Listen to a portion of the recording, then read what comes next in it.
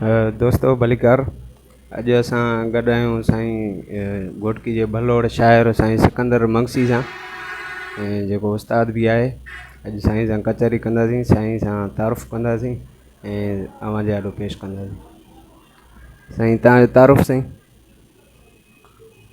सिकंदर मगसी पंहिंजो ॻोठु घोटकी खां 3-4 किलोमीटर ओलह में हुसैन बेड़ी जे वेझो बादल मगसी आहे। असीं हिते 3 साल जेका इहो थींदो आहे 150 साल या 200 साल माना थी विया आहियूं हिते वेठे। असुल खां होॾो आया हुआसीं मथां झल खां। जीअं तव्हांखे ख़बर आहे त जल उहो इलाइक़ो आहे जेको या त ॿुॾंदो आहे या सुकंदो आहे। जॾहिं बारिशूं पवंदियूं आहिनि त ॿुॾंदो आहे, न त सदाईं सोकाड़े में हूंदो। वॾा ओॾो माना लद्दाख में हिते तक़रीबन 150-200 साल अॻु आया।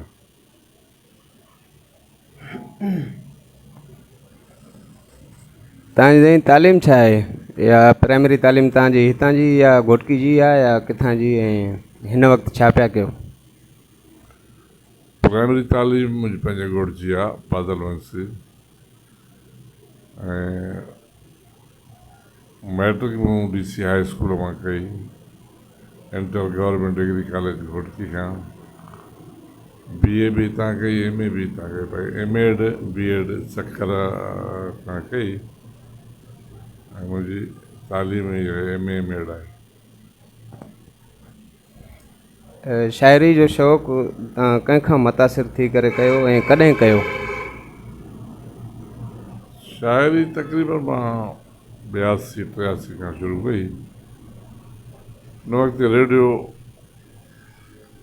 सभ खां वधीक ज़रियो हूंदो मौसीक़ी जो ॿुधण जो। पोइ हैदराबाद ऐं ख़ैरपुर स्टेशनूं उन वक़्तु ॿुधण में ईंदियूं ऐं जेके मौसीक़ी जा प्रोग्राम हूंदा तक़रीबन सभु जो सभु कोशिशि करे ॿुधंदा हुआसीं। रेडियो खुलण खां वठी रेडियो बंदि थियण ताईं।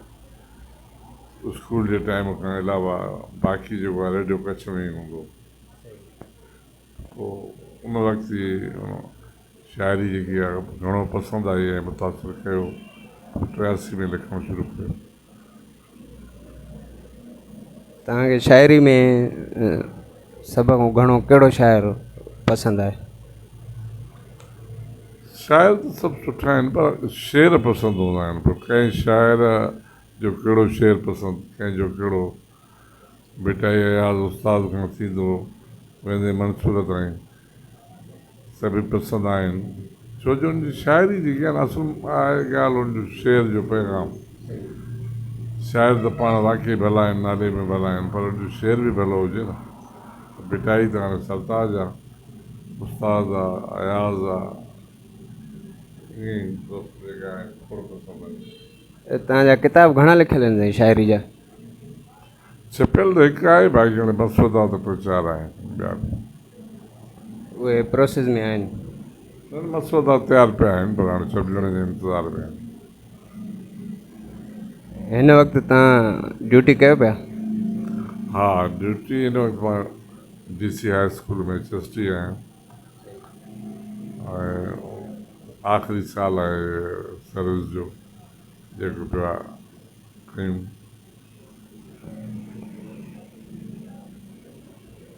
छा सम्झो था जॾहिं तव्हां टीचर थी आहियो उन टाइम जे स्टूडेंट्स जो, ऐं जॾहिं तव्हां हिन वक़्तु तव्हां रिटायर थियण वारा आहियो त स्टूडेंट्स जी पोज़ीशन उन्हनि जी जेका नेचर में का चेंजिंग उन जे पढ़ण में? असां जॾहिं आया हुआसीं 83 में एजुकेशन में, ॿाराड़ी में असांजा हुई पोस्टिंग।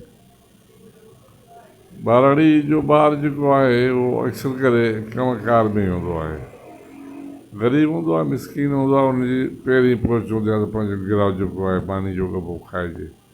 पोइ अक्सर ॿार जेका हूंदा उहे हूंदा माल ते हेॾे होॾे। पोइ उन्हनि खे संभालणु, उनखे वठी अचणु, उनजे वालदेन खे आमादा करणु ॾाढो ॾुखियो हूंदो। अॼु जी भेट में उहो उन वक़्त में उहो ॿार खे स्कूल ताईं पहुचाइणु ॾाढो ॾुखियो। हिन दौर में ॿार खे वालदेन ख़ुदि स्कूल पहुचाइनि था। उन दौर में ॿार खे पाण मोटिवेट करे उनजे वालदेन खे मोटिवेट करे वठी अचिणो पवंदो। इहो वॾो फ़र्क़ु आहे। तव्हां पंहिंजी शाइरी ॿुधाइजो असांखे।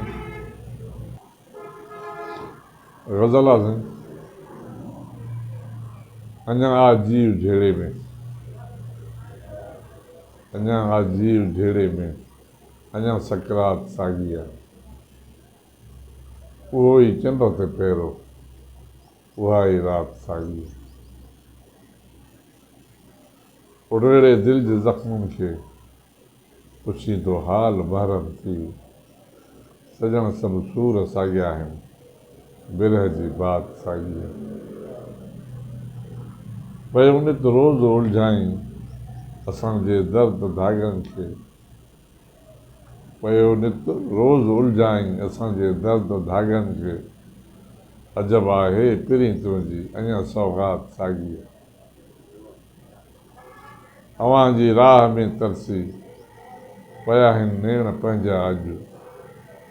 तके तारा थका आहियूं अञा ज़ुल्मात साॻी आहे। असांजी सिक संदो सागर किनारनि खां पियो उथली। ॾिसो नेणनि जे कींजर में अञा बरसाति साॻी आहे। दिहाड़ी ॾेह जा माण्हू वञनि पिया मौत जे मुंहं में। दिहाड़ी ॾेह जा माण्हू वञनि पिया मौत जे मुंहं में। अॼे ओछण फ़िक्र फाके सिंधी फ़िक्रात साॻी आहे। बगड़ वांगुरु पिया बेलिन वलारनि जूं वरी वाड़ियूं। ॾमर साॻियो आहे ॾाढनि जो अञा हालात साॻी आहे। जंहिंजे लइ नची ॻाए असीं सूली सजाईसूं। न को ही सुबुह आ साॻियो न का प्रभात साॻी आहे। वॼनि पिया यादि जा वाजट सिकंदर दिलि दंबूरे में। पिरी वाई विछोड़े जी अञा बि वात साॻी आहे। अञा आ जीव झेड़े में अञा सकरात साॻी आहे। उहो ई चंड ते पहिरो, उहा ई राति साॻी आहे। ॿियो बि ग़ज़ल आहे। साम्हूं जेको आयो सॾे पियो कंध नेज़े तां, सॾे पियो कंध नेज़े तां। रिफ़ाक़त जी ज़रूरत आहे। मतल आहे थरथिलो मन में, इताअत जी ज़रूरत आहे। सिसी धारियुनि जे हथ में आहे, उभा सीने ते 100 खंजर। अॾी बोतार पियो चूसे, मलामत जी ज़रूरत आहे। मंडी कुर्सीअ जी ख़ातिर हू पिया कनि सिंध जो सौदो। मंडी कुर्सीअ जी ख़ातिर हू पिया कनि सिंध जो सौदो। भली साहिब सदाइनि पर हिकारत जी ज़रूरत आहे। ॾिना जंहिं ॾेह खे टांडा उहो परमार धारियो आहे। पिणस भूंगर हुजे भलिजां अदावत जी ज़रूरत आहे। असीं होशू हवालनि जा, असीं हेमूं ख़यालनि में। अमल जे वक़्तु पासीरा नदामत जी ज़रूरत आहे। असीं होशू हवालनि जा, असीं हेमूं ख़यालनि में। अमल जे वक़्तु पासीरा नदामत जी ज़रूरत आहे। वया वासींग वेड़े आहिनि, सुतारो पाण खे ॿारियो। मुहाॾो मौत सां आहे बसारत जी ज़रूरत आहे। अजब आहे सदाऊं बि पयूं पोलार में भटकनि। अजब आहे सदाऊं बि पयूं पोलार में भटकनि। भला यज़दान तो दर बि इजाज़त जी ज़रूरत आहे। ॿनियूं ॿारहा विञायासीं, घरनि खे भी लॻियूं पाइनि। पियो सोचे अञा बि को करामत जी ज़रूरत आहे। चढ़ियल ताकियूं कननि ते हिन, सुणे थो केरु ही भूमिका। हणो के भेर ते ॾौका समाज जी ज़रूरत आहे। ज़बाननि तेज ताला आहिनि, इशारनि में ई ॻाल्हायो, रुॻो माठार खे टोड़ियो, हिमायत जी ज़रूरत आहे। पुॼाणा वरह कई पर अञा वाॻूं कलाचीअ में, नओं को मोरड़ो संभरे, शुजात जी ज़रूरत आहे। सॾे काफ़र पियो काफ़र, असां हैरान हैरत में, हथम साणे पंहिंजो पर शनाख़त जी ज़रूरत आहे।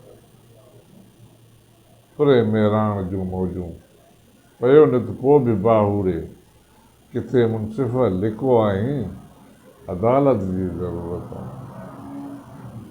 ॿुधायो केरु आहे जो ग़ुलामीअ जूं सहेगारियूं, तॾहिं गुंगन बि ॻाल्हायो, बग़ावत जी ज़रूरत आहे।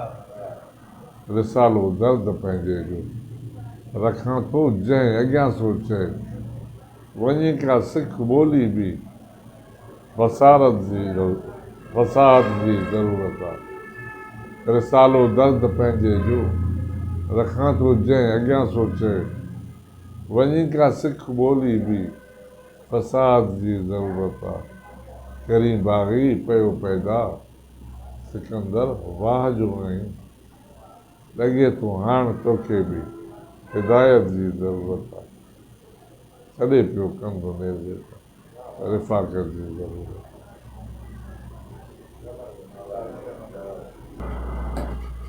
आहे। दोस्तो इहो उस्ताद सिकंदर मंगसी जंहिंसां कचहरी कंदासीं, वरी गॾु थींदासीं ईंदड़ कंहिं नए महिमान सां। ऐं जिते हुजो सुखिया हुजो, जीए सिंध।